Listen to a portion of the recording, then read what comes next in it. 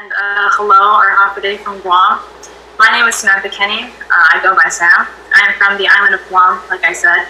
And I'm one of the 83 graduates from the AFC-Aurora Virtual Social Responsibility Program. One of the many things that this program has blessed me with, and all of us speaking to you today, is the ability to be here in front of you. And without this pandemic, this wouldn't have happened otherwise. So taking these circumstances as they come and being thankful for them. So I'm just very grateful to be able to speak to all of you today. And now that you guys were able to get a little glimpse of what the program was and what it was about and the virtual connection that it had, I wanted to share a little bit of my personal testimony of how it helped me connect in ways that I didn't really realize. With this whole Generation Amazing Festival, the whole theme is connectedness, right? And so with this program, it allowed me to connect in primarily two ways. One, like Xavier said, being able to connect with all these kids across Asia that I wouldn't have met otherwise, which is amazing and I'm super grateful for. And also, to my surprise, it actually helped me connect to my love for football and for the love of the game that I play. And that I found that after the program, like during the program, we weren't on the pitch or anything. We were on the screen talking about the intellectual side, the impact that football has in our communities, how we can use it as a tool for development. And yet, just based off of that, I was able to connect to football on the pitch in ways that I had this like newfound spark, this desire to play, show up to training early and leave later. Like, for example, if we were working out during practice, I wouldn't want to work out. I would just want to keep playing and playing. So I'm very grateful for that, and it was to my surprise that that actually happened to me. But I aim to carry that through to my social project. And talking about social projects, like Marvin said, we each chose a topic that resonated with us, and as you can imagine, there was a lot. And generally, all of the topics that us ambassadors chose fell under these 6 categories, which consisted of grassroots, gender equality, diversity and inclusion, safeguarding and child protection, health and well-being, and finally, environmental protection. I know that you guys would love to hear every single project that's in store, but for the sake of time and probably for everyone's sake, we are just going to be sharing 3 wonderful projects we have lined up and what we are going to be focusing on with those projects. So without further ado, let's get into it. I will actually be starting off talking about diversity and inclusion. So yeah, with my project, to kind of sum it up in a general statement, is social inclusion for young kids with disabilities. And the reason why I've decided to do this project is this. Guam's population consists of roughly 170,000 people. So we are a very small island compared to, say, the countries that a lot of you guys are from, the population.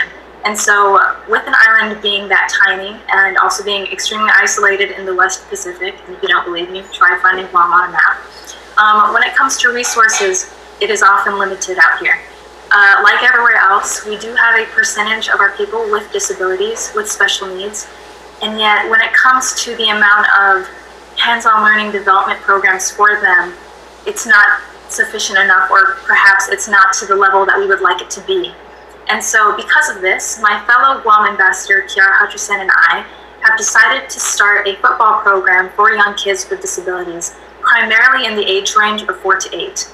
See, Guam does have a few development programs, such as a Special Olympics organization. However, we want to be focusing on the younger age range, those kids who, Special Olympics, it starts at age 9. So how about all those kids before the age of 9? Seeing this, my partner and I decided that younger kids who don't meet this 9-year-old age limit to join that Special Olympics should not be prevented from playing organized sports. And honestly, from the heart, it just came from the fact that these kids with special needs, they are the exact same as me. The only difference is our flesh. And so why is it that they are given a different experience than me?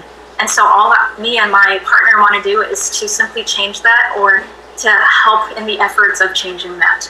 And so basically what we want to do is, in the time period of 2 months, we want to help them develop through football.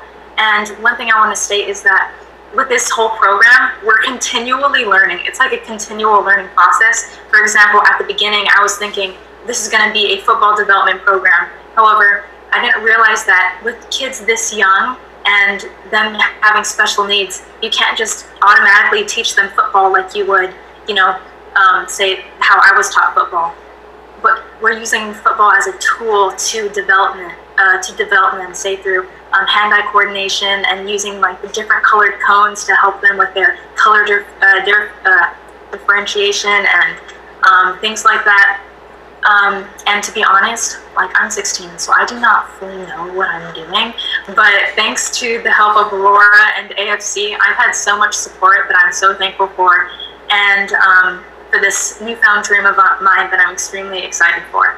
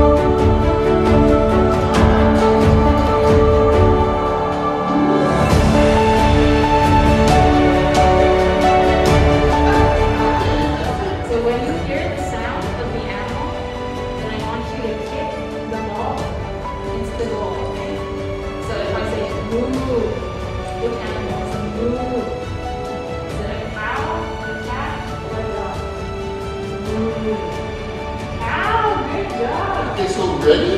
Okay, ready? Here we go. The sound starts. Listen for the sound.